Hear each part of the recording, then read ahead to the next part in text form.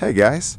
Tonight we wander back into a world before cities, before kings, before towering temples, and before anyone would have imagined that something as ordinary as bread could help shape entire civilizations. You stand on a broad grassland at the edge of a warming Ice Age world. The wind moves through wild stalks that ripple like waves across the landscape. Small bands of people travel carefully through this environment, carrying tools, stories, and a constant awareness that dinner is never guaranteed. The air smells of dust, crushed plants, and distant rain. Somewhere nearby, a bird calls out from a patch of reeds. Everything feels open, uncertain, and surprisingly familiar. The strange part is that you are looking at one of humanity's most important discoveries, and nobody around you realizes it yet. In fact, you probably won't survive this, not because of monsters or dramatic movie-style disasters, but because finding enough calories every day without supermarkets, refrigerators, or food delivery apps turns out to be an exhausting full-time occupation. So, before you get comfortable, take a moment to like the video and subscribe, but only if you genuinely enjoy what I do here. And while you're settling in, post your location and local time in the comments. It's always fascinating to see where everyone is joining from around the world. Now, dim the lights, maybe turn on a fan for that soft background hum, and let's ease into tonight's journey together. You move alongside a group of hunter-gatherers who have become unusually interested in grass seeds. At first glance, this seems like a terrible hobby. The seeds are tiny. Collecting them takes forever. If somebody pitched this idea in a modern office meeting, there would probably be several awkward silences followed by a suggestion to try literally anything else. Yet these seeds possess an advantage that changes history. Unlike many foods, they can be stored. A successful hunt might feed people for a few days. A patch of berries disappears quickly, but dried grain can wait. It sits quietly through changing seasons, almost acting like a primitive savings account. One of the most widely accepted facts about early agriculture is that people in regions such as the Fertile Crescent gradually began gathering and eventually cultivating wild cereals, including ancestors of wheat and barley. What begins as gathering slowly evolves into management, and management eventually becomes farming. You kneel beside a patch of wild grain. The stalks scratch against your hands. Individual seeds are small, but there are thousands of them. Someone in your group notices that places where seeds accidentally fell last year seem unusually productive. That observation sounds simple. Civilization often begins with simple observations. Historians still argue whether agriculture emerged primarily from necessity, opportunity, population pressure, climate changes, or some combination of all four. The debate remains lively because the shift from foraging to farming was not a single event. It unfolded differently across generations and regions. Whatever the cause, you can feel something changing. People return to certain places more often. Temporary camps last longer. Storage pits become more important. The future starts creeping into daily life, and that future smells faintly of grain dust. A quirky detail from prehistory makes the story even more interesting.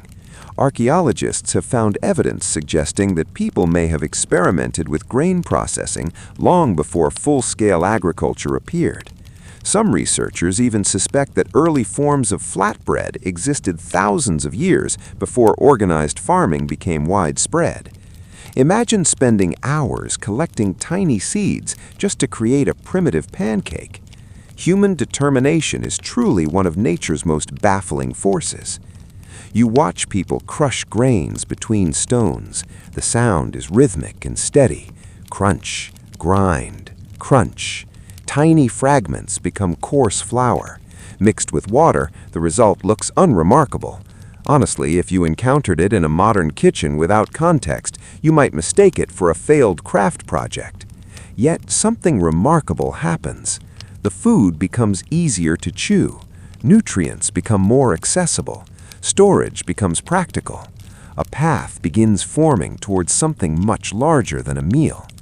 As generations pass, settlements become more permanent.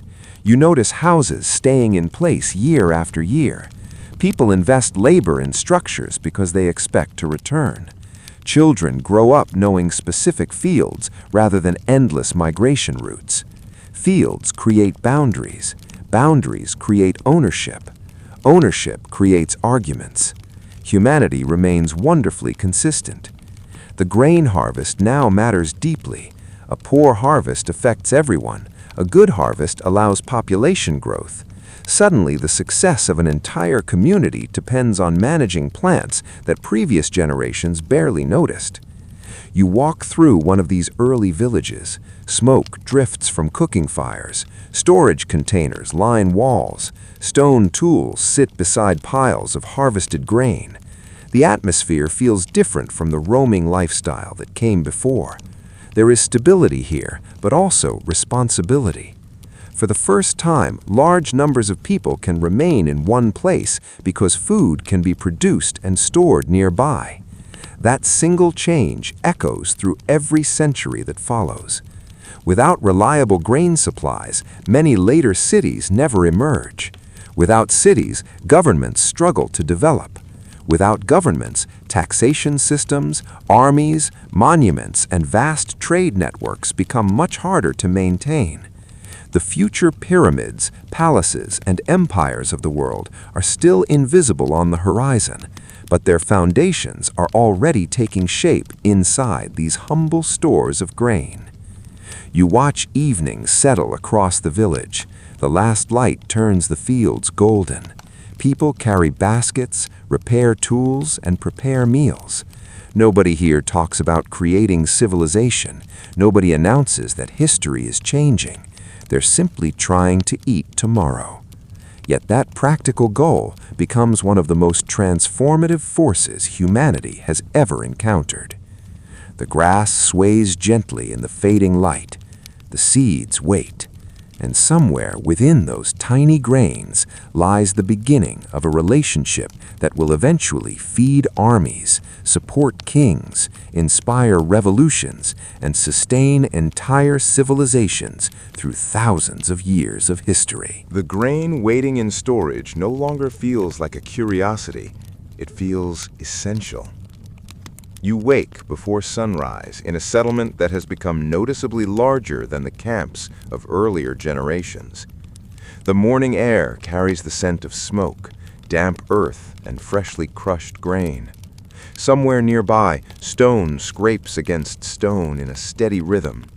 It is not exactly relaxing, but after hearing it every day, it becomes the soundtrack of life. The village stirs around you. Children carry bundles of stalks. Adults inspect stored grain. Someone repairs a basket woven tightly enough to hold precious seeds. The entire community seems connected by one recurring task: turning grain into food. And this is where the story of bread truly begins. At first, nobody is baking towering artisan loaves with poetic names and dramatic social media photos. There are no trendy bakeries promising a spiritual experience through sourdough. What exists instead is experimentation. Lots of experimentation. Somebody crushes grain into flour. Somebody adds water. Somebody accidentally leaves the mixture near heat. And suddenly, a new category of food enters human history. Archaeological discoveries suggest that people in the ancient Near East were producing simple flatbread-like foods thousands of years ago. Some evidence points to remarkably early flatbreads made from ground grains and wild plants. These were not fluffy sandwich loaves. They were often dense, simple, and practical. Practical is an important word. Bread succeeds because it solves problems. It allows grain to become portable. It makes storage easier. It provides concentrated calories. Most importantly, it turns a field into a meal. You sit beside a cooking hearth, watching one of these early creations emerge. Dough is flattened by hand and placed on a hot surface. Steam rises. The smell is earthy and warm. The finished result looks humble, but everyone pays attention when it is ready. Nobody wastes it. That alone tells you how valuable it is. Historians still argue whether the earliest breads were primarily a daily staple, an occasional specialty food, or even connected to ritual activities. Evidence survives in fragments, leaving plenty of room for debate. Ancient crumbs, unfortunately, are not always cooperative witnesses. Still, the broader picture is becoming clear. Bread offers something revolutionary: consistency. For most of human history, uncertainty dominates life. Weather changes, animals migrate, harvests fail. Yet bread represents an attempt to create reliability from chaos. You notice another change happening alongside bread production. Tools improve. Grinding stones become more specialized. Storage containers become sturdier. Communities invest increasing effort into processing grain efficiently. Unfortunately for the people doing the grinding, this work is exhausting. Hours disappear beneath the repetitive motion of crushing grain into flour. Modern gym memberships would seem completely unnecessary here. You already have a full-body workout, plus complementary back pain. Archaeologists studying ancient skeletons sometimes find evidence of wear consistent with repetitive grinding activities. Bread comes with a hidden cost: labor. A lot of labor. Yet communities keep doing it because the benefits outweigh the burden. As villages grow, bread becomes more than food. It becomes routine. Daily habits form around planting, harvesting, grinding, mixing, and baking. Civilization loves routines. The more predictable food production becomes, the more people can focus on other tasks. Some individuals become skilled builders. Others become traders. Others develop religious roles. A few probably become experts at giving unsolicited advice around the cooking fire. Humanity has always maintained that tradition. You walk through the settlement during harvest season. Grain fills baskets stacked along pathways. Dust floats through sunlight. Conversations revolve around yields, storage, and weather. The atmosphere feels increasingly organized. Food is no longer merely gathered, it is planned. That distinction changes everything. A fascinating and somewhat quirky detail emerges from ancient flour itself. Researchers examining old grinding stones have discovered microscopic traces showing that people processed a surprisingly wide variety of plants. Some ancient breads may have included ingredients modern diners would never expect. In other words, prehistoric baking occasionally resembled a culinary experiment conducted by someone who refused to read instructions. Results likely varied, wildly. Still, experimentation leads to innovation. Somewhere, perhaps entirely by accident, dough begins behaving differently. Natural yeasts present in the environment occasionally interact with flour mixtures. Fermentation occurs. Air pockets develop. At first, nobody understands the science. They only notice results. The dough rises. The texture changes. The flavor improves. This ranks among history's greatest happy accidents. Thousands of years later, scientists will explain fermentation using microbiology. Right now, however, it simply feels like a useful mystery. Ancient people become experts at using processes they cannot fully explain. To be fair, modern people do this too. Most smartphone users could not build a smartphone, yet everyone confidently taps the screen anyway. As generations pass, bread becomes increasingly woven into social life. Shared meals strengthen relationships. Food storage encourages cooperation. Harvest cycles structure community calendars. The village that once seemed temporary now feels rooted. You begin noticing larger storage facilities. Larger storage means larger surpluses. Larger surpluses support larger populations. The connection sounds obvious today, but it represents a major turning point. A settlement capable of feeding hundreds eventually becomes capable of feeding thousands. And once thousands gather together, entirely new forms of society emerge. The evening arrives once again. Cooking fires glow across the village. Fresh bread bakes on heated stones. The aroma drifts through narrow pathways. Families gather. Stories are exchanged. Plans are made for tomorrow. Nobody knows that future empires will depend on the same basic process unfolding here. Nobody knows that kings will one day worry about grain supplies. Nobody knows that entire governments will rise and fall according to harvests and bread prices. For now, bread remains simple: flour, water, heat. Yet simplicity can be deceptive. Inside every flat loaf lies a powerful idea. Food can be transformed, stored, shared, and relied upon. That idea spreads quietly across generations. And as the villages continue growing, bread begins preparing humanity for something even larger: the emergence of organized states whose power rests not merely on warriors or rulers, but on grain. Lots and lots of grain. The smell of bread now drifts through settlements that no longer feel like oversized villages. You walk along dusty paths bordered by fields stretching farther than the eye comfortably follows. Storage buildings rise above ordinary homes. People move with purpose. Harvests are counted. Supplies are tracked. Records begin appearing in forms so primitive they barely resemble writing. Yet something important has changed. Food is no longer just feeding communities. Food is organizing them. You stand near a large grain store and watch workers carry baskets through a carefully managed system. One person measures, another records, another supervises. Nobody calls it bureaucracy yet, but bureaucracy is already peeking around the corner like an eager future office manager. And bread sits at the center of it all. As agricultural societies grow across regions such as Mesopotamia, reliable grain production supports larger populations than earlier hunting and gathering lifestyles generally could. Cities begin emerging.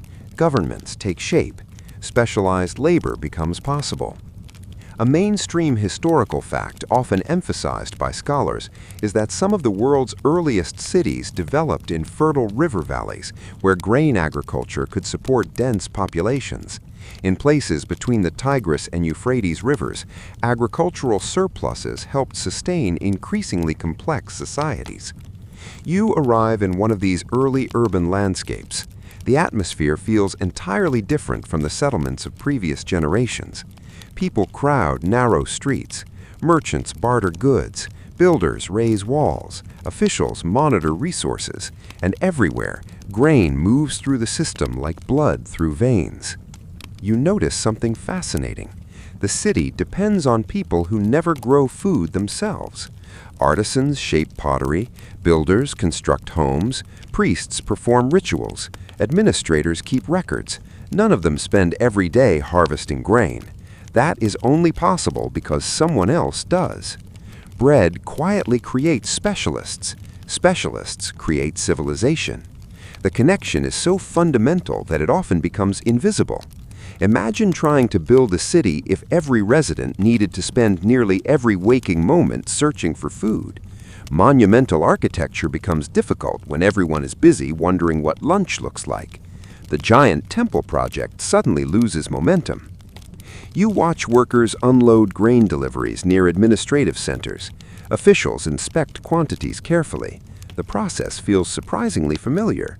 Civilizations, it turns out, love spreadsheets. They simply invent them before inventing computers.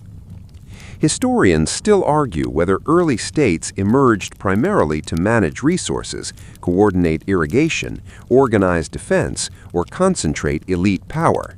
The debate remains active because multiple forces likely worked together. Regardless of the exact cause, grain repeatedly appears near the center of the story. Food storage creates power.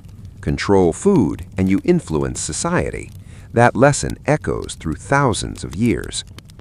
You stroll through a marketplace where baked goods circulate among traders and laborers. Bread has become more than nourishment. It is becoming infrastructure. People rely on it, expect it, plan around it.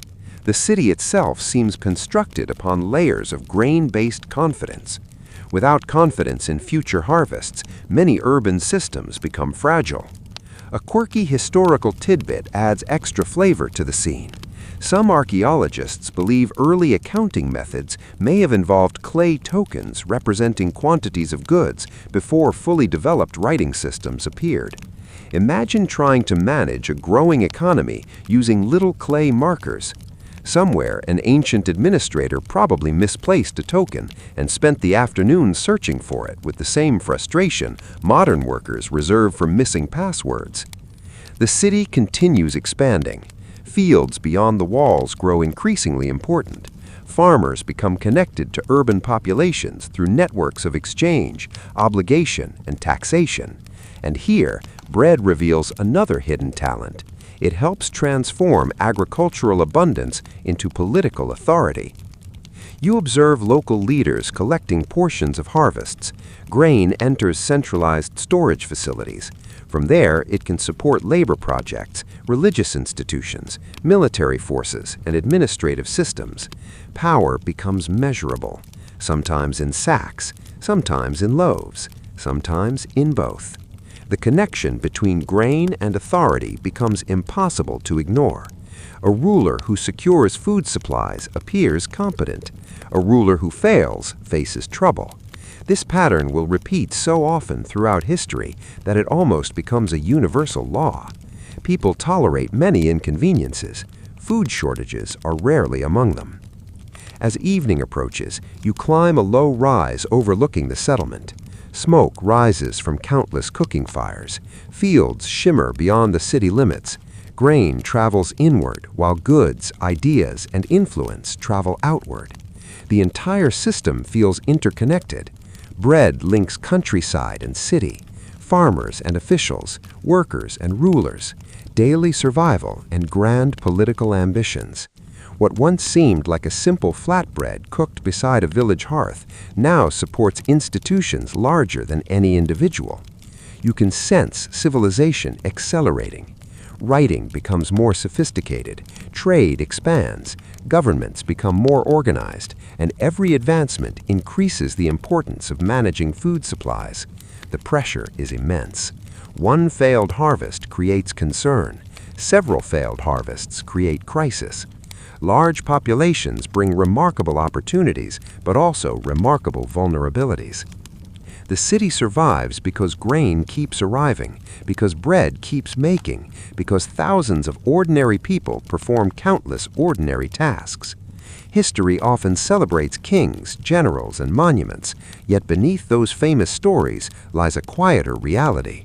Civilizations depend on breakfast. The thought is almost funny.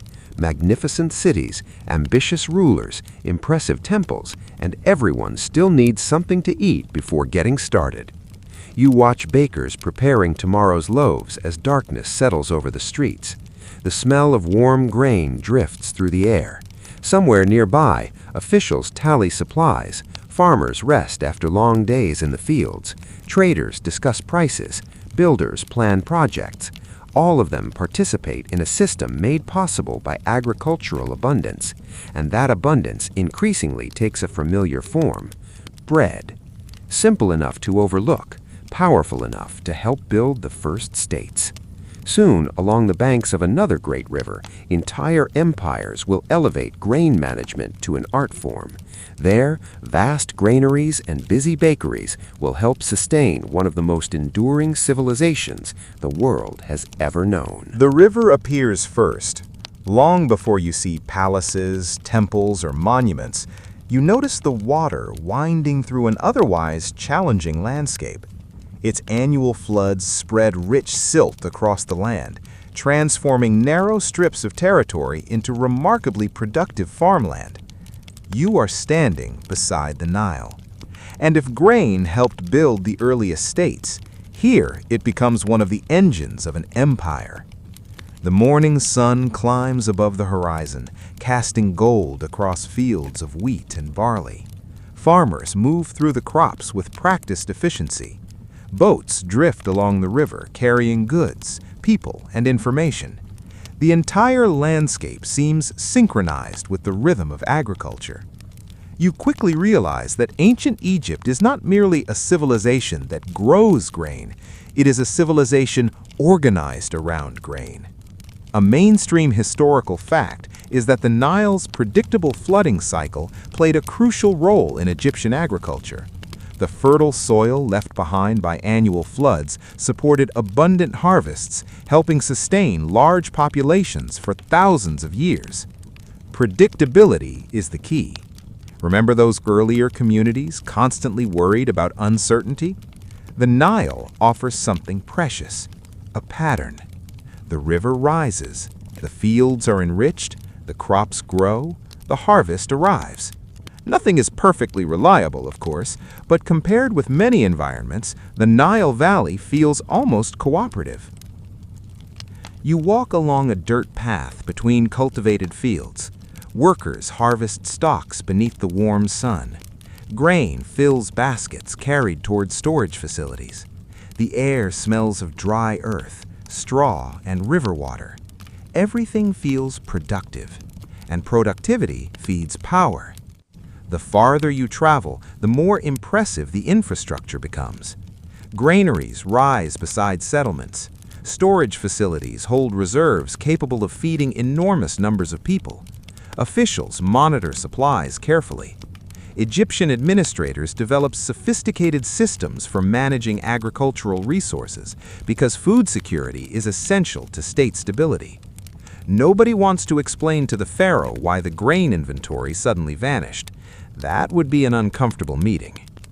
You enter a bustling settlement where bakers are already at work. Flour hangs faintly in the air. Dough rests in bowls. Ovens radiate heat. Workers move efficiently between preparation tables and baking areas. Bread is everywhere. It appears at meals. It appears in religious offerings. It appears in payments. It appears in daily life so consistently that imagining Egypt without bread feels almost impossible. One particularly fascinating development occurs here. Leavened bread becomes increasingly common. While the exact origins remain debated, ancient Egyptians are often associated with refining techniques that produced lighter, risen loaves. Perhaps somebody forgot a batch of dough. Perhaps fermentation was observed gradually. Perhaps multiple discoveries occurred independently.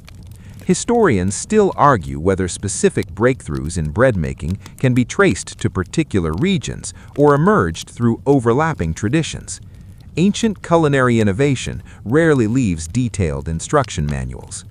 Whatever the path, the results are impressive. You watch dough expand before baking. Tiny pockets of gas create a softer texture. The finished loaves differ noticeably from the simple flatbreads of earlier centuries. People may not understand microorganisms, they definitely appreciate tasty bread. Human priorities remain remarkably stable.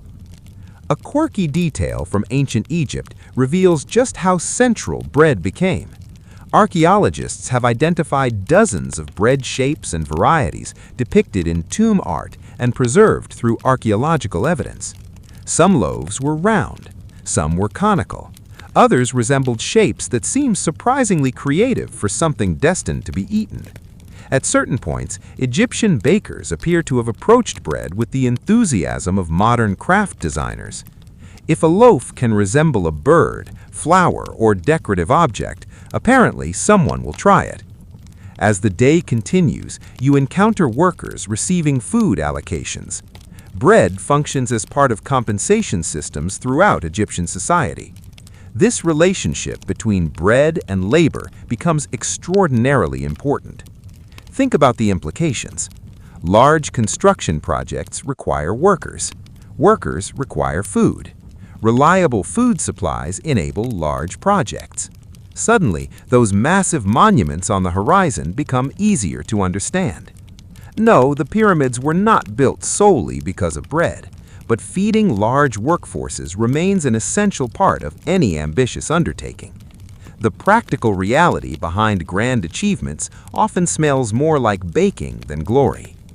You wander past warehouses where grain inventories are carefully protected. Officials record quantities. Supplies move through administrative networks reaching across the kingdom. The state increasingly resembles a machine powered by agriculture. Bread becomes one of its primary fuels. The connection extends beyond economics. Religious life incorporates bread offerings. Symbolism develops around grain and renewal. The annual agricultural cycle influences cultural identity. Food and meaning become intertwined. You notice how deeply people trust the system when harvests are good. Markets function smoothly. Labor projects continue. Communities prosper. Yet everyone understands the risk lurking beneath the surface. A poor flood means smaller harvests. Smaller harvests means fewer reserves. Fewer reserves create tension. The relationship between political stability and food security remains impossible to ignore. Future rulers across the world will learn this same lesson repeatedly. People can debate philosophy on full stomachs. Hungry populations tend to focus on hunger. As evening settles across the Nile Valley, the river reflects the fading sunlight. Farmers return home. Bakers prepare fresh batches for tomorrow. Officials finish counting supplies. Boats glide silently through the gathering darkness. The civilization around you feels enduring, confident, organized. Yet beneath the temples and royal imagery lies something surprisingly humble. Fields, grain, flour, bread. The ingredients sound simple. Their consequences are enormous. Because once bread becomes deeply embedded in society, it evolves beyond mere nourishment. It starts influencing economics, labor, status, and value itself. Soon, in ways both practical and surprising, loaves and grain will become measures of wealth, tools of administration, and even forms of payment. Bread is no longer just feeding civilization, it is helping define it. The loaf in your hand no longer feels like food alone. It feels suspiciously close to money. You walk through a busy settlement where grain flows through storehouses, bakeries, marketplaces, and government offices with remarkable efficiency. Merchants negotiate, laborers work, officials tally supplies. Everywhere you look, bread and grain move through society in ways that extend far beyond dinner. The transformation has been gradual. First, bread feeds people. Then, bread supports cities. Then, bread helps sustain governments. Now, bread begins serving another role entirely. It becomes a unit of value. In many ancient societies, grain and bread functioned as forms of payment, compensation, taxation, and economic measurement. Long before paper currency became common, practical goods often carried economic importance. Grain was durable, useful, and widely desired. That combination is difficult to beat. After all, nobody can eat a gold coin. Well, nobody should. You watch workers receive portions of grain for their labor. Others collect bread allocations distributed through official channels. The process feels surprisingly organized. Instead of receiving modern paychecks, many people are compensated with resources directly tied to survival. It makes a certain kind of sense. If food is the foundation of life, then controlling food means controlling value. You stroll through a market where conversations revolve around quantities and quality. Grain is weighed carefully. Storage conditions matter. Harvest expectations influence decisions. The economy smells faintly of flour. And honestly, compared to some modern financial systems, that feels refreshingly straightforward. A farmer can point at a sack of grain and say, "There it is." No complicated derivatives required. A mainstream historical fact is that workers in ancient Egypt often received compensation in the form of grain rations. Records from the ancient world reveal detailed accounting systems tracking distributions of agricultural products to laborers and officials. You begin noticing how deeply grain influences social status. Large stores of grain represent security. Reliable access to bread represents stability. Shortages represent danger. The connection is immediate and tangible. Unlike abstract wealth, food has an expiration date attached to human survival. That reality gives grain enormous importance. You enter an administrative center where scribes carefully record inventories. Every basket matters, every shipment matters, every allocation matters. The records reveal something fascinating. Ancient civilizations increasingly rely on accounting, and accounting increasingly relies on grain. Some of humanity's earliest written records concern economic management rather than dramatic adventures or philosophical reflections. The excitement level may be lower, but the historical significance is enormous. Ancient bookkeeping rarely gets blockbuster movie treatment. No one dramatically whispers, "The grain ledger has arrived." Yet those ledgers help sustain entire societies. Historians still argue whether economic complexity drove administrative innovation or whether expanding administrations enabled greater economic complexity. Like many historical questions, the answer may be both. Either way, bread remains near the center of the story. A quirky detail from the ancient world reveals just how serious grain management could become. In some places, official records tracked astonishingly specific quantities of food and supplies. Administrators developed systems that could rival the organizational enthusiasm of someone color-coding spreadsheets for fun. Somewhere in history, there was almost certainly a person whose favorite activity was inventory management. Every civilization produces at least one. You move among laborers building structures, repairing canals, and maintaining infrastructure. Their work depends upon reliable compensation. That compensation often depends upon agricultural abundance. The chain is remarkably clear. Good harvests support grain reserves. Grain reserves support workers. Workers support projects. Projects support the state. The entire system rests upon successful food production. Bread quietly links all the pieces together. Yet the arrangement also creates vulnerability. When harvests fail, problems spread quickly. A shortage is not merely a shortage. It becomes an economic disruption, a political disruption, sometimes even a social disruption.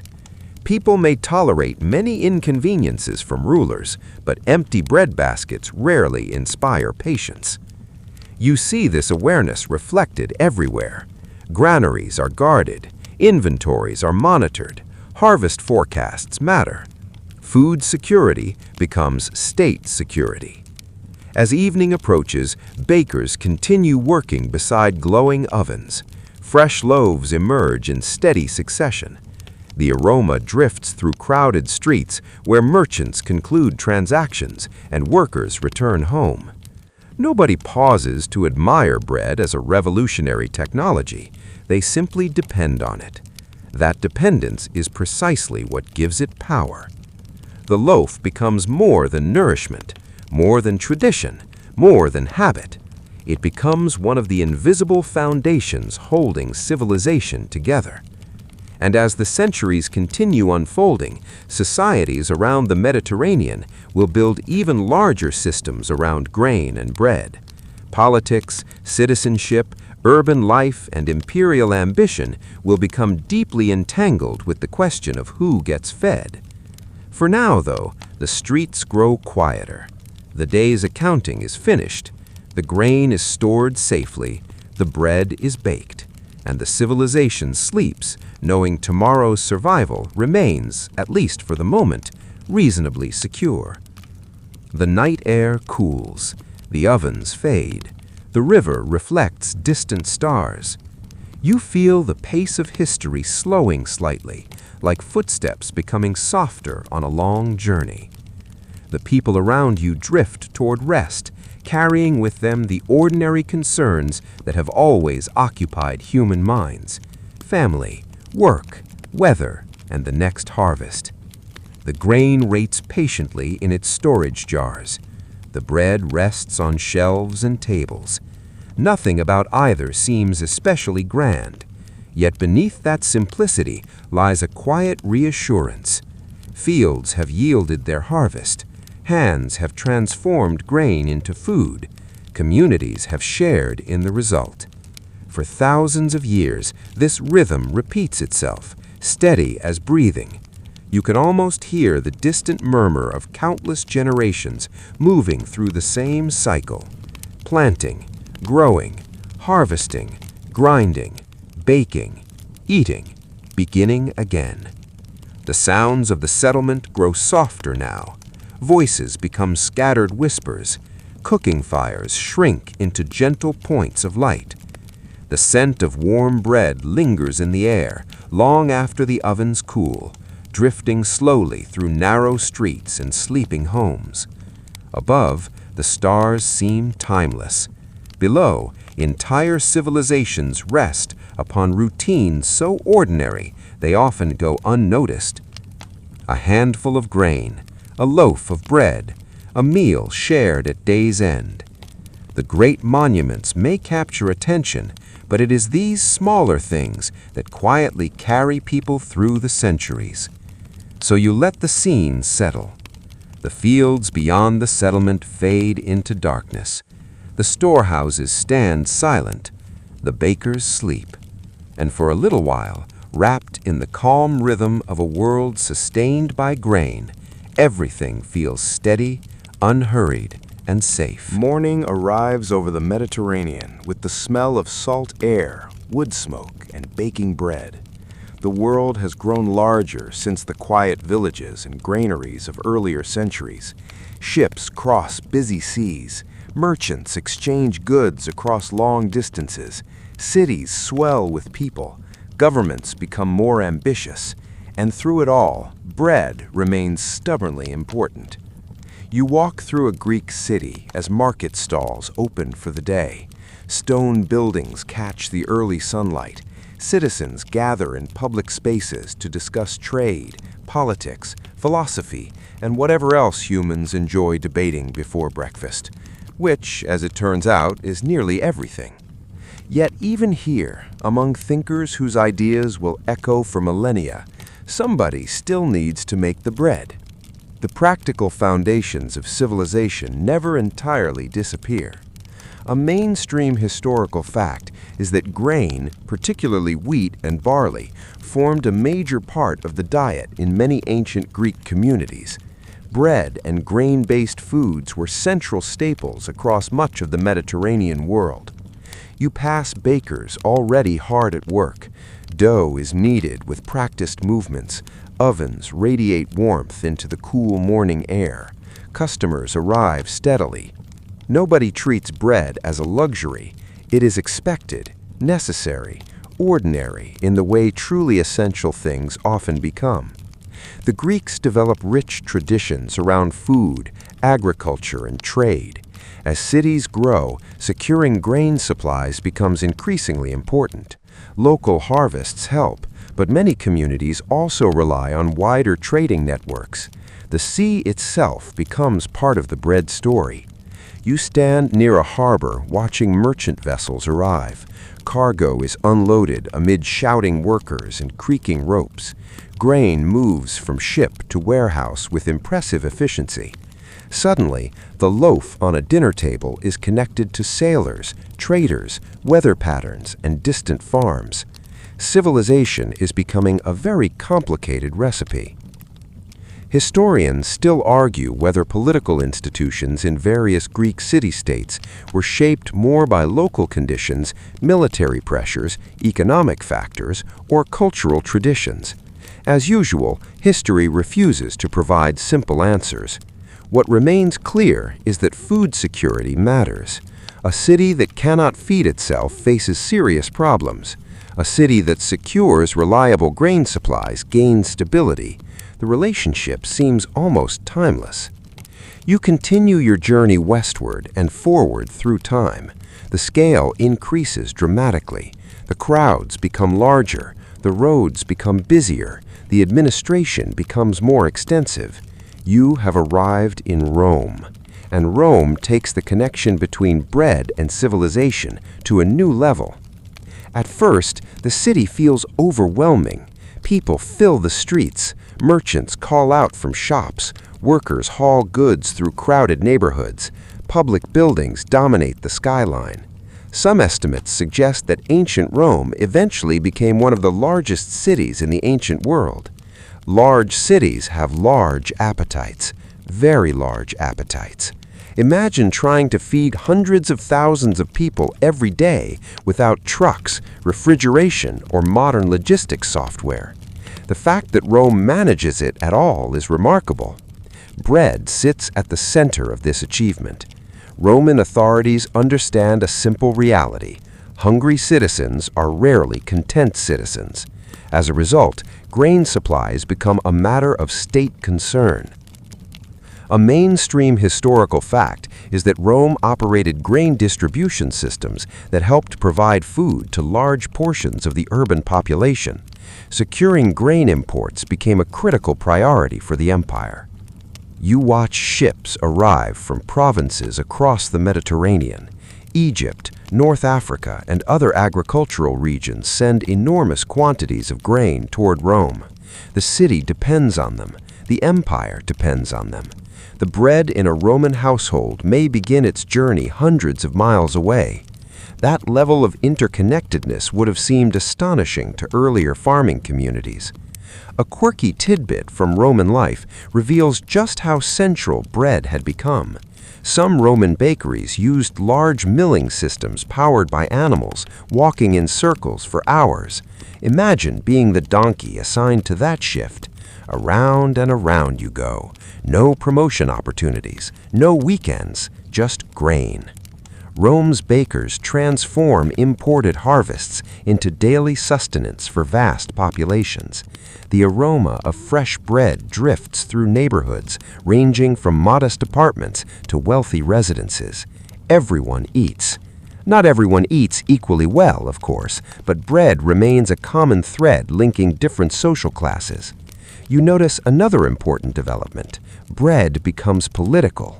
Leaders understand that reliable food supplies influence public opinion. Grain shortages can create unrest. Stable supplies encourage order. The famous phrase, often summarized as bread and circuses, reflects the idea that governments sometimes maintain public support through food provision and entertainment. People have always appreciated being fed. The political science behind that observation is surprisingly durable. As evening settles over Rome, bakeries remain busy. Ovens glow against the darkening streets. Workers prepare batches for tomorrow. Administrators monitor supplies arriving from distant provinces. The entire imperial system seems connected by grain routes stretching across continents. Fields in one region help sustain cities in another. Farmers, sailors, merchants, bakers, officials, and citizens all participate in the same enormous network. Bread has traveled a long way from those early experiments beside prehistoric hearths. It now helps support one of history's most influential civilizations. Yet, despite the empire's power, a familiar truth remains. The greatest cities still depend on ordinary things: flour, water, heat, human effort. And tomorrow morning, when Rome wakes up once again, countless people will begin their day the same way millions before them have done, by reaching for bread. The ovens of Rome eventually cool. Empires shift, fragment, and transform. Roads remain. Kingdoms rise. Borders change, and generations come and go. Yet, as you continue forward through the centuries, one thing remains astonishingly consistent. People still care a great deal about bread. You find yourself in medieval Europe, where the rhythm of life feels slower than the bustling cities of imperial Rome, but no less dependent upon grain. The landscape is a patchwork of fields, villages, forests, and market towns. Church bells mark the hours. Smoke curls from chimneys. Dirt roads connect communities that often feel separated by both distance and time. And everywhere, grain matters. A mainstream historical fact is that bread served as a dietary staple for much of medieval Europe.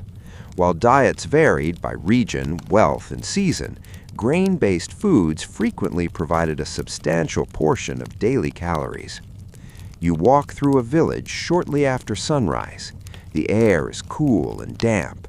Roosters announce the morning with the confidence of creatures entirely convinced the sun depends on them personally. Villagers emerge from homes carrying tools. Farmers head toward fields. Bakers begin preparing dough. The scene feels familiar. Thousands of years have passed. The essentials remain remarkably similar. Fields still produce grain. Grain still becomes flour. Flour still becomes bread. Civilization continues operating on a surprisingly ancient operating system. The difference lies in scale and organization.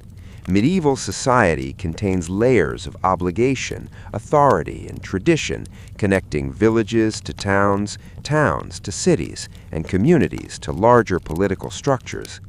Bread exists within all of them. You pass through farmland where wheat, rye, barley, and oats grow according to local conditions. Not every loaf resembles the white breads often associated with modern bakeries. In fact, many medieval people consumed darker breads made from various grains. The type of bread on your table often reveals something about your status. The wealthy generally enjoy finer flour. Ordinary laborers often eat coarser loaves. Bread becomes a subtle social signal. Human beings have always found ways to communicate status, sometimes through jewelry, sometimes through clothing, sometimes through carbohydrates. You enter a mill beside a flowing stream. The steady sound of grinding fills the air. Massive stones crush grain into flour far more efficiently than hand grinding. This represents a significant technological improvement. Watermills become increasingly important across medieval Europe, helping communities process grain at larger scales.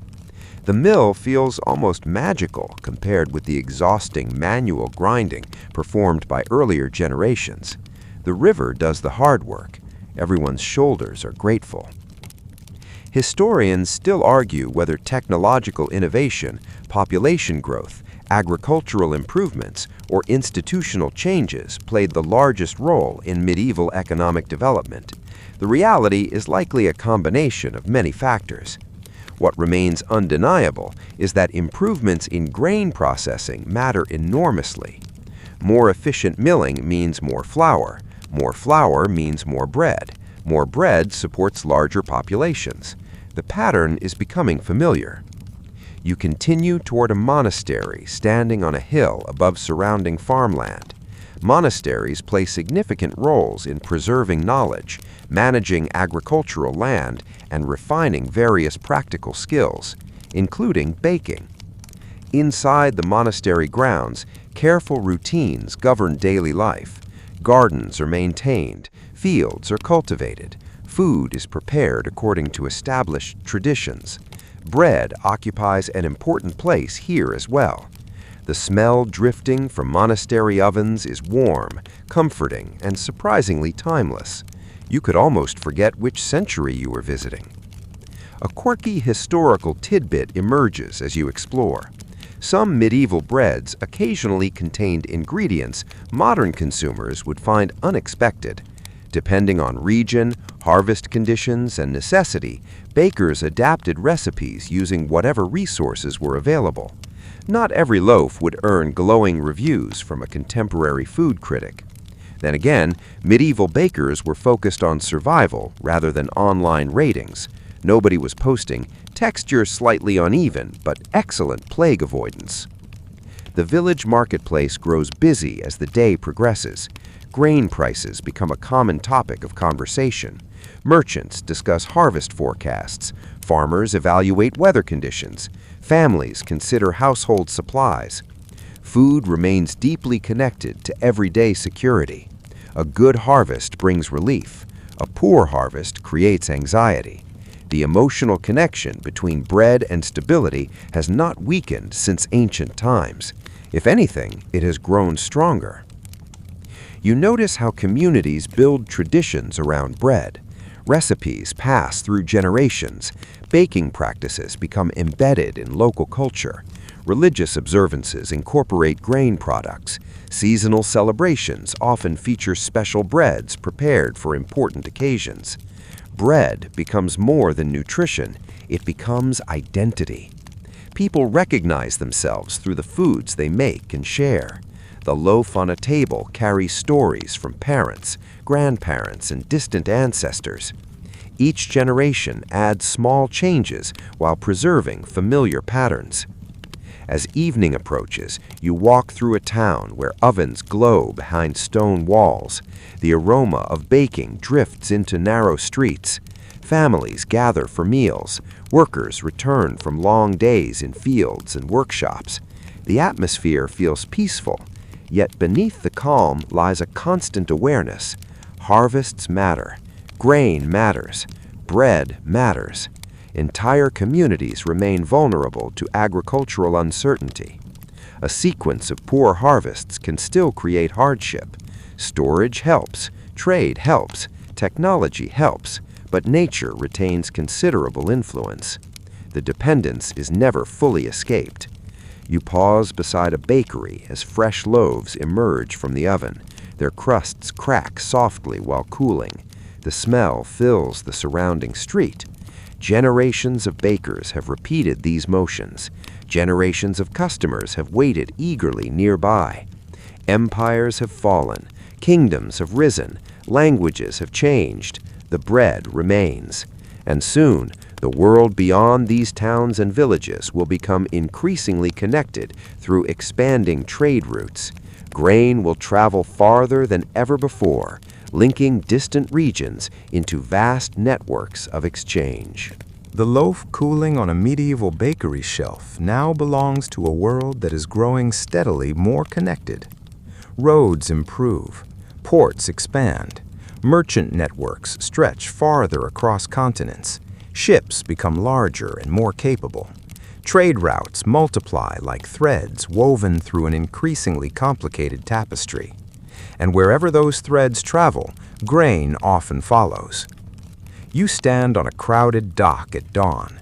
Seagulls wheel overhead. Sailors shout instructions. Crates, barrels, and sacks move constantly between ships and warehouses. The smell of salt water mixes with tar, rope, spices, and grain dust. The scene is chaotic. Organized chaos, perhaps, but definitely chaos. Yet beneath the noise lies a simple truth. Cities cannot eat promises. They need food, and food increasingly arrives through trade. A mainstream historical fact is that expanding trade networks across Europe, the Mediterranean, Asia, and other regions allowed agricultural goods to move over long distances, helping support urban populations and regional economies. You watch workers unload sacks of grain from a merchant vessel.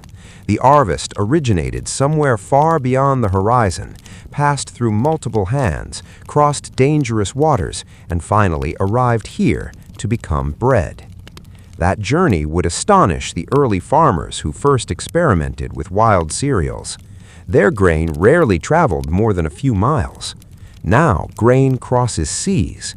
Civilization has become remarkably ambitious. You follow the route inland. Wagons creak along roads. River barges carry cargo through winding waterways. Merchants negotiate prices in market towns and commercial centers.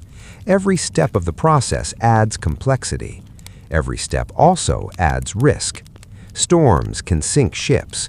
Bandits can attack caravans. Droughts can reduce harvests. Political conflicts can disrupt transportation. The loaf on a table often represents an invisible triumph over countless obstacles. You enter a bustling commercial city where grain markets operate at impressive scale. Traders monitor supplies carefully, warehouse managers inspect inventories, officials pay close attention to prices. Food security remains a matter of public concern. That never changes. Historians still argue whether long-distance trade primarily drove economic growth or whether economic growth enabled larger trade networks.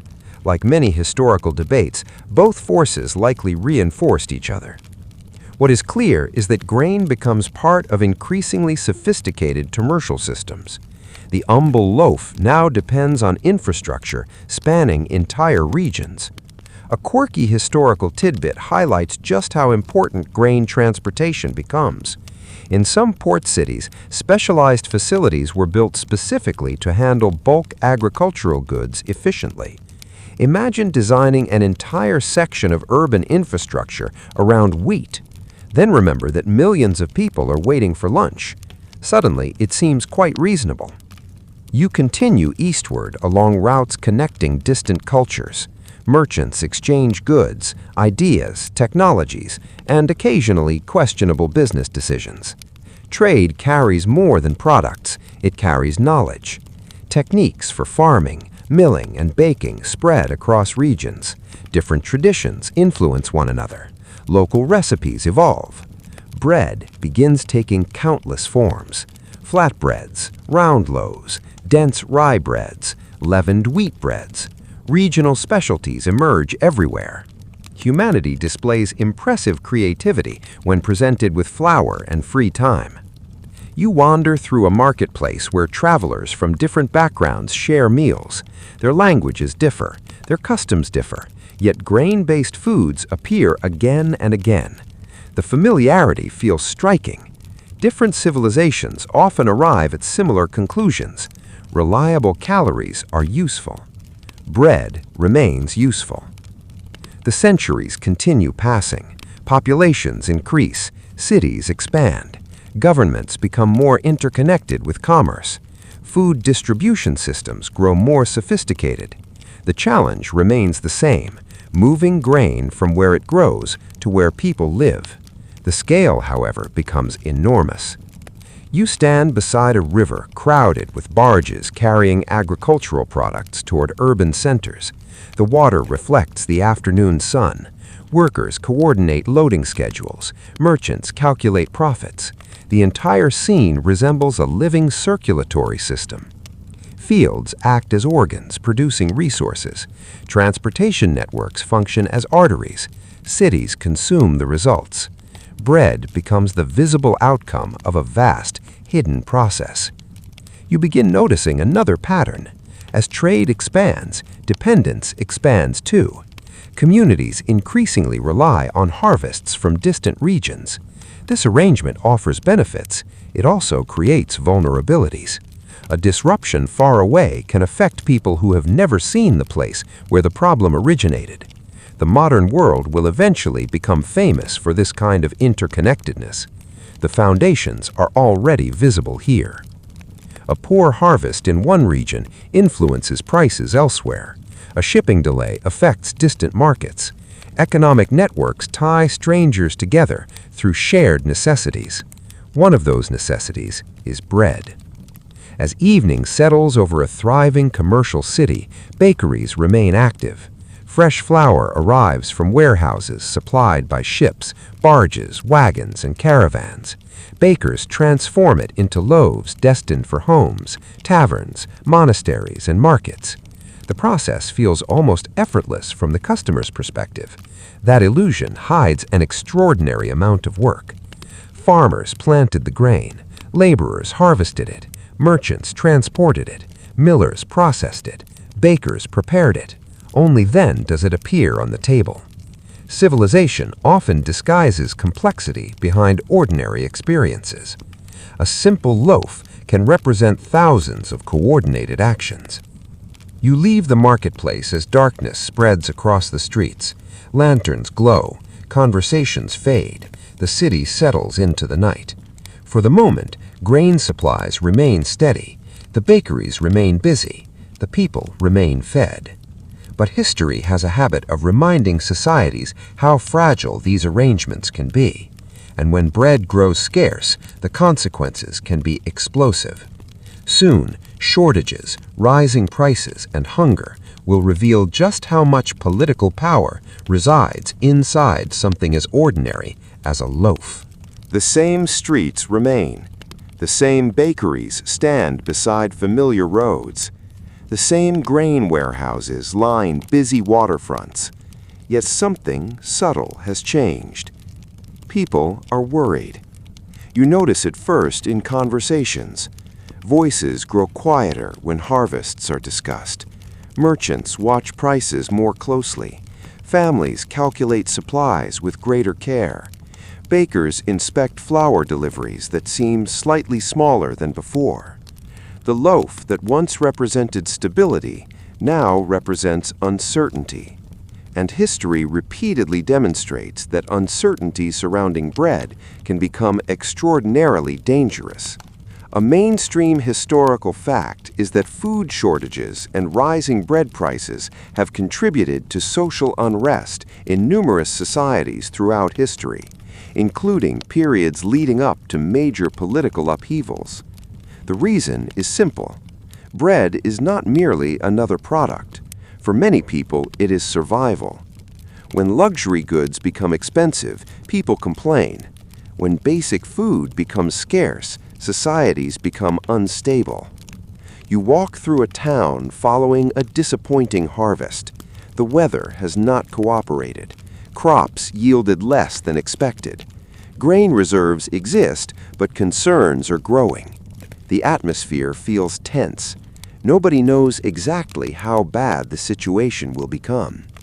That uncertainty spreads faster than any official announcement. You pass a bakery where customers discuss rumors. Some blame weather, others blame merchants, others blame government officials. A few confidently blame people they have never met.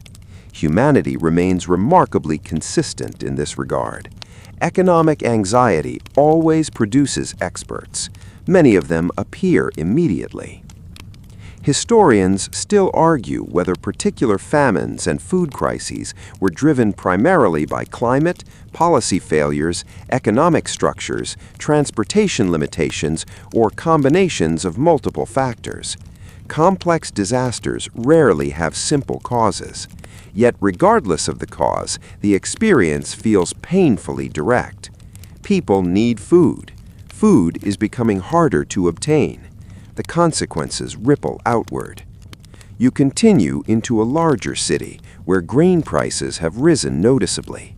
Crowds gather around markets. Officials attempt to maintain order. Merchants face scrutiny.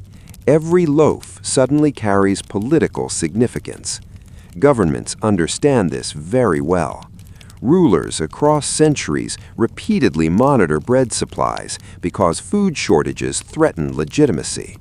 A successful administration is often judged, at least partly, by whether ordinary people can afford to eat. Political philosophy becomes much less theoretical when dinner disappears. You observe citizens waiting anxiously for grain distributions. The atmosphere is tense but controlled. Everyone understands what is at stake. A shortage affects more than nutrition. It affects trust, confidence, social stability, the future itself. A quirky historical tidbit illustrates how deeply bread entered public consciousness.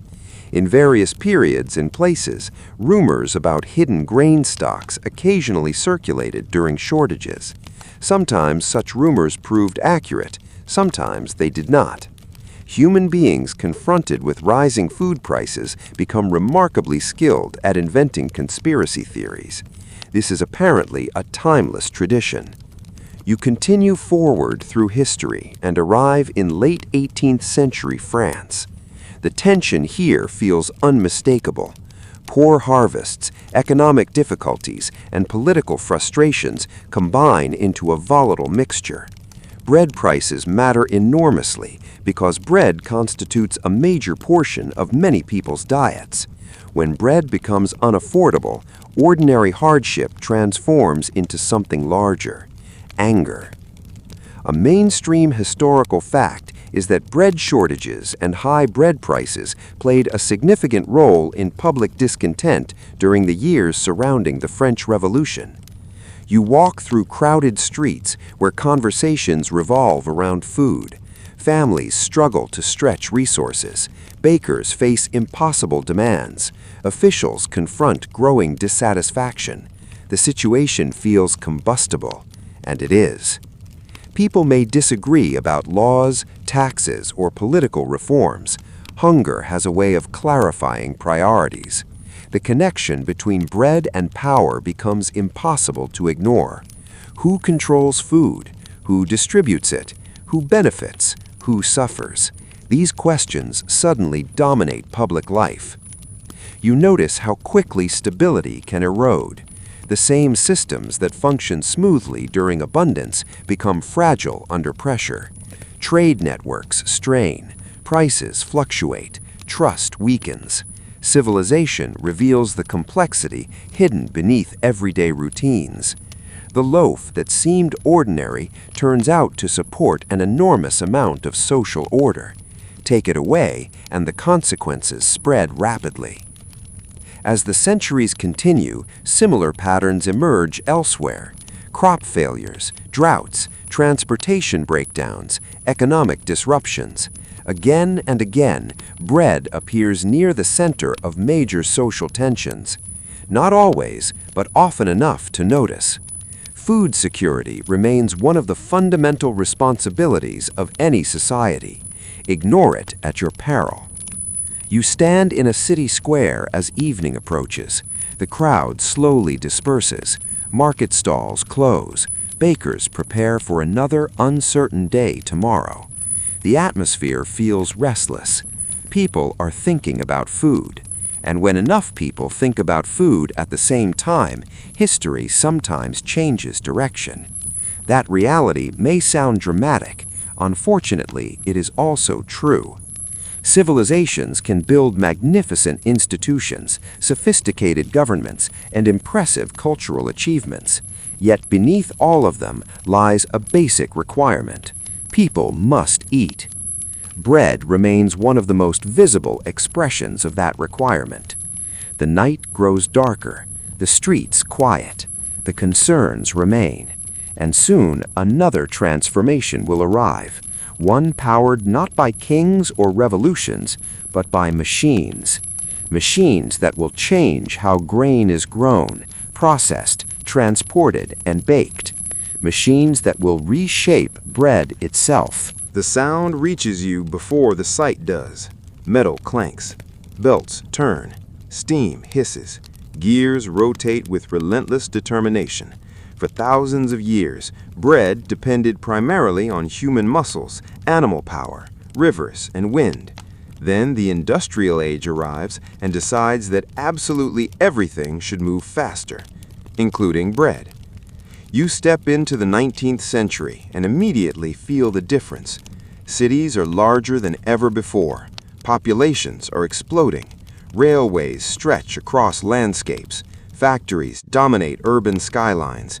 The pace of life accelerates, and feeding all these people becomes an enormous challenge.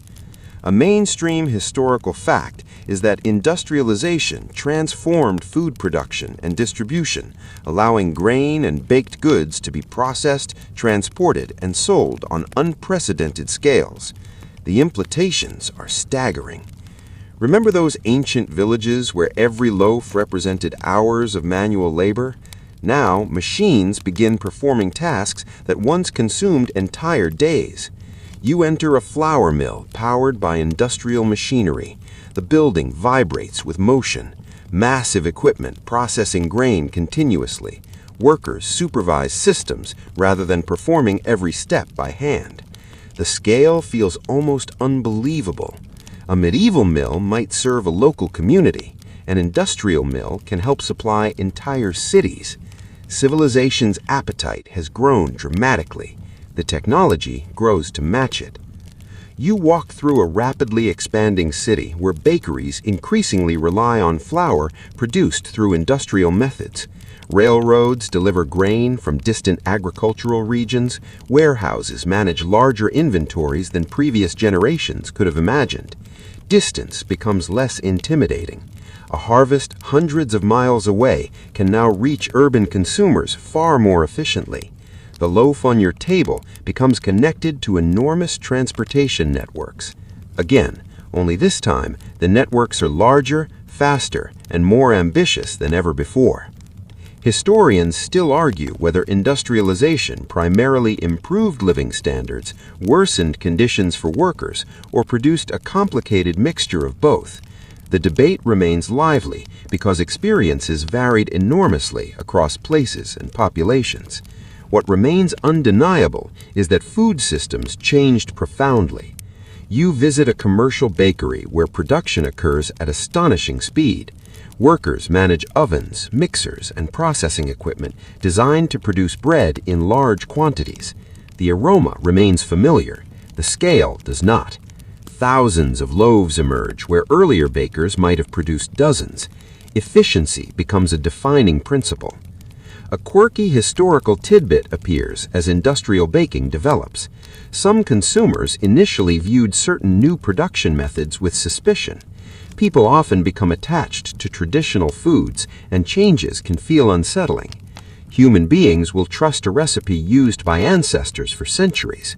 Introduce a new machine, and suddenly everyone becomes a philosopher. Yes, but can the machine truly understand bread? An excellent question for a loaf. You continue exploring this industrial landscape. Grain elevators tower above transportation hubs. Railway cars carry agricultural products across vast distances. Ports operate with increasing sophistication. The journey from field to bakery becomes part of a highly coordinated system. The complexity is extraordinary. Farmers adopt improved equipment, transportation networks expand, storage technology advances, processing methods evolve. Each improvement helps support growing populations. Cities that once struggled to secure reliable supplies gain access to broader markets. Bread becomes more available to more people. That achievement should not be underestimated. Food abundance is easy to take for granted when it works. Its absence tends to attract attention much more quickly. You watch workers loading sacks of flour into urban bakeries. The process feels routine now. Routine often signals success. When systems operate smoothly, people stop noticing them. The same principle applied to those ancient granaries, and to Roman grain ships, and to medieval mills. Civilization's greatest accomplishments often become invisible through familiarity. You notice another major change. Science begins influencing baking more directly. Researchers study fermentation, chemistry, nutrition, and food preservation. Processes that earlier generations understood through experience alone become subjects of formal investigation. Mysteries become mechanisms. Observations become explanations. The transformation is profound. For thousands of years, bakers knew certain techniques worked. Now scientists begin explaining why. Yeast, once an invisible partner in bread making, becomes increasingly understood. Fermentation enters laboratories as well as kitchens. The loaf gains a scientific biography. Meanwhile, cities continue growing. Millions of people depend upon industrial food systems. Bread remains central because it combines affordability, convenience, and familiarity. The ingredients may be ancient. The production methods increasingly are not. As evening approaches, factory whistles echo across the city. Workers return home. Bakeries prepare overnight production schedules. Railways continue moving grain through the darkness. The entire system operates with impressive momentum. You stand beside a bakery window watching fresh loaves emerge in steady succession. Despite all the machinery, the final result still looks comfortingly familiar. Crust, crumb, warmth. The essentials survive. Industrialization changes the scale, not the fundamental appeal. People still gather around bread, still rely on it, still build daily routines around it. The story that began with wild grasses now stretches through factories, railways, and expanding global markets. And the next chapter becomes even more fascinating, because inside every loaf lies a hidden world of chemistry, biology, and innovation, processes so remarkable that they would seem almost magical to the first people who ever ground grain between stones. You pick up a warm loaf fresh from the oven. It looks simple, almost suspiciously simple. A crust on the outside, a soft interior on the inside. Nothing about it immediately suggests that countless microscopic organisms, chemical reactions, and centuries of accumulated knowledge helped create it. Yet that is exactly what happened. The journey that began with wild grasses and stone grinding tools now enters a world of laboratories, scientific discoveries, and surprisingly complicated bread. You tear off a piece and notice the texture. Tiny air pockets fill the interior. The structure is light rather than dense. The aroma is rich and inviting. Ancient bakers would recognize the result. The explanation would astonish them. A mainstream historical fact is that yeast fermentation produces carbon dioxide gas, which creates the bubbles responsible for the airy texture found in many breads. The process sounds straightforward today. In reality, it is wonderfully strange. Tiny microorganisms consume sugars, gas is released, the dough expands, the loaf rises. Human beings then celebrate by making sandwiches. Science is beautiful. You step into a modern bakery where large mixers hum quietly and carefully controlled temperatures help guide fermentation. Bakers monitor hydration levels, proofing times, and oven conditions with remarkable precision. For most of history, bakers relied largely on observation and experience. Now they can combine experience with scientific understanding. The partnership proves powerful. You watch dough resting in large containers. At first glance, nothing appears to be happening, yet an entire microscopic drama unfolds within. Yeast cells are busy, chemical reactions continue, proteins interact, structures develop. The dough is essentially conducting a highly organized biological conference. Nobody invited you, unfortunately. Historians still argue whether some technological innovations transformed bread production more significantly than others. Was improved milling the biggest breakthrough? Commercial yeast? Industrial baking methods? Better transportation? The debate continues because many advances worked together, each innovation built upon previous ones, just like civilizations themselves. You move toward a milling facility where modern equipment processes grain with astonishing consistency. Earlier generations often produced flour of varying quality, depending on tools, weather, and technique. Modern milling dramatically reduces that variability. Predictability becomes one of science's greatest gifts. Bread behaves more consistently. Bakers gain greater control. Consumers gain greater reliability. The relationship between grain and civilization becomes even more stable. A quirky tidbit emerges from the scientific side of baking. Researchers have spent serious time studying everything from crust formation to the acoustic properties of bread. Yes, scientists have literally investigated how bread sounds. Somewhere, a researcher listened carefully to a loaf crackling after baking and thought, this deserves funding. And honestly, perhaps it did. Fresh bread crackling as it cools is one of humanity's more satisfying noises. You continue exploring modern food science. Nutrition researchers examine vitamins, minerals, fiber content, and health impacts. Plant breeders develop new grain varieties. Agricultural scientists improve yields. The loaf becomes the end point of an enormous network of expertise. Farmers contribute, biologists contribute, chemists contribute, engineers contribute. The result appears deceptively ordinary. Civilization specializes in hiding complexity inside routine experiences. You notice how bread adapts to changing preferences. Different cultures continue creating distinct styles.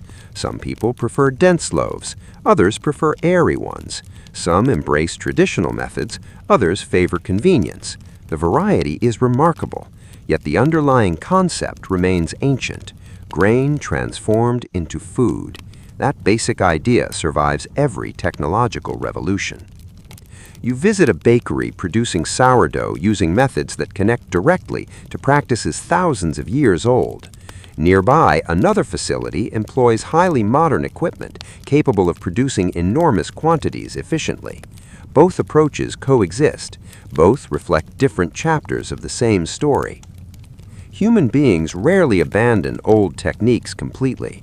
Instead, they layer innovations atop traditions.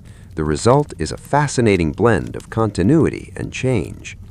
You think back to those prehistoric communities grinding seeds between stones. The distance between their world and this one seems immense, and yet not entirely. They sought reliable food. Modern societies seek reliable food. They experimented. Modern scientists experiment. They depended upon grain. Much of the world still depends upon grain. The continuity is striking.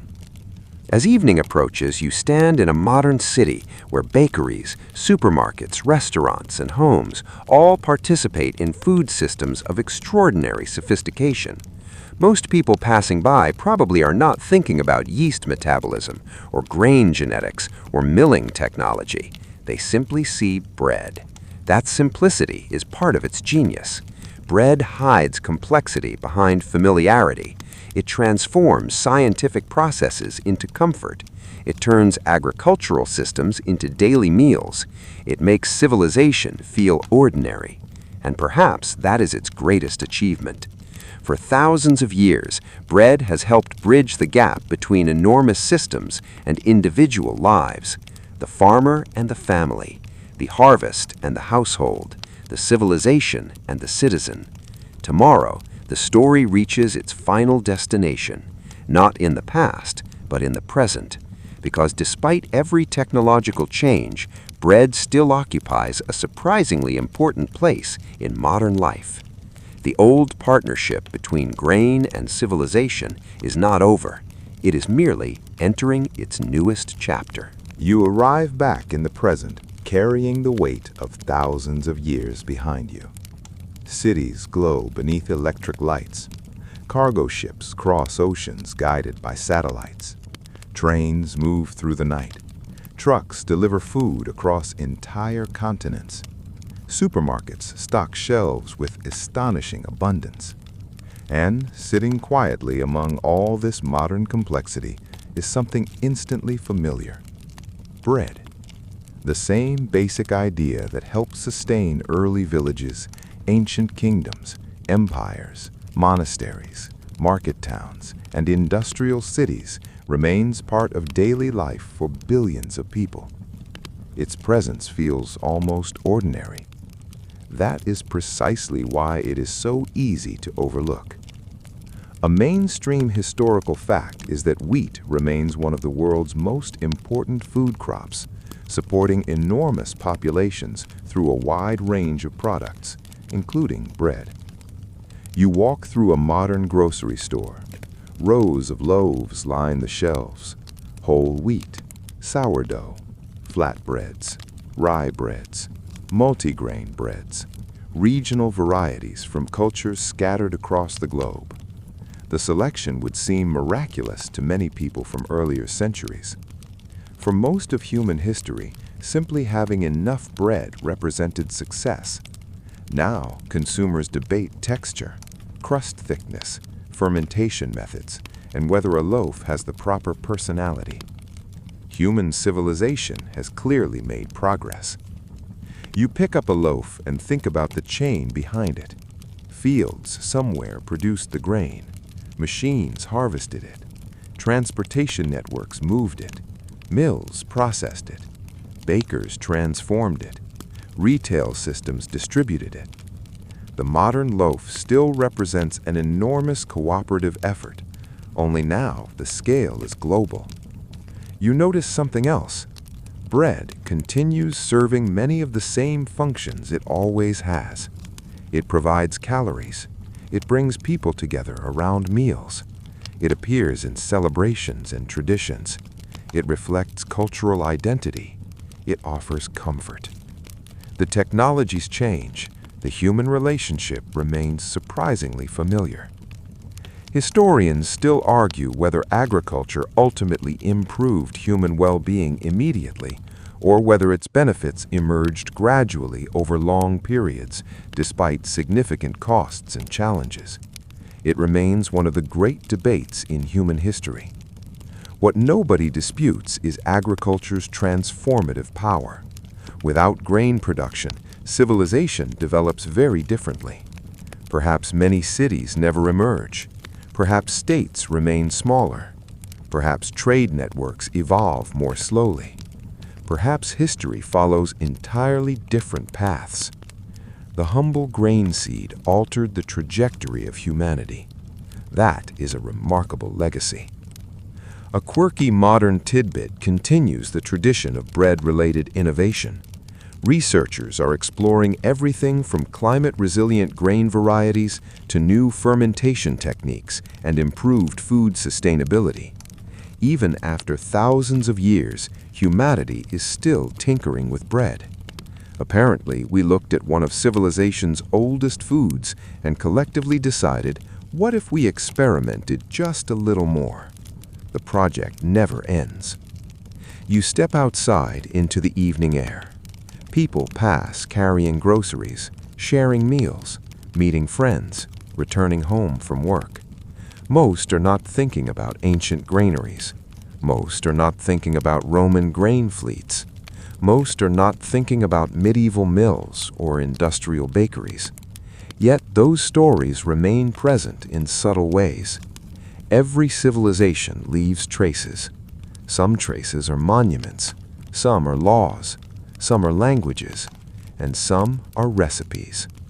Bread belongs to all those categories at once.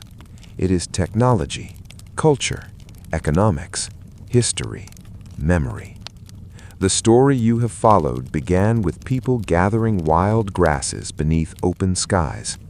They could not have imagined skyscrapers, global trade networks, or modern food science. They simply wanted reliable food. That desire shaped everything that followed. Cities required it. Governments required it. Armies required it. Merchants required it. Families required it. Civilization itself required it.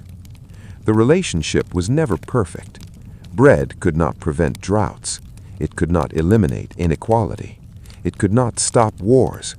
Yet it provided a foundation upon which countless human achievements became possible. A stable food supply creates opportunities. Opportunities create complexity. Complexity creates civilization. Again and again, the pattern returns. You think about the farmers harvesting grain along the Nile, the bakers of Roma, the monks tending fields, the merchants moving cargo across seas, the workers operating industrial mills, the scientists studying fermentation, all connected by a single thread stretching across thousands of years, a loaf of bread. The simplicity remains astonishing. Flour, water, time, heat, a few ingredients, an enormous impact. And now, as the day finally settles into night, the story begins to soften. The city's quiet. The traffic becomes distant. The pace slows. You can almost imagine the countless generations behind you settling down after long days of planting, harvesting, grinding, baking, trading, recording inventories, loading ships, tending ovens, and sharing meals. The noise of history fades. The rhythm remains. A field sways in the wind. A mill wheel turns. A baker shapes dough. An oven glows. A loaf cools on a wooden table. The image could belong to almost any century. That continuity feels comforting somehow. Civilizations rise and fall. Technologies change. Borders shift. People continue gathering around food. And among many foods humanity has created, few have traveled so faithfully alongside us as bread. So, as the evening grows quieter and the long journey finally comes to an end, you leave behind the storehouses, bakeries, ports, markets, mills, laboratories, and cities. You follow the story back to its simplest form, a handful of grain held in human hands, a possibility, a discovery, a beginning. And from that beginning came villages, kingdoms, empires, trade routes, revolutions, industries, and modern societies. Not because bread did everything, but because bread helped make so much else possible.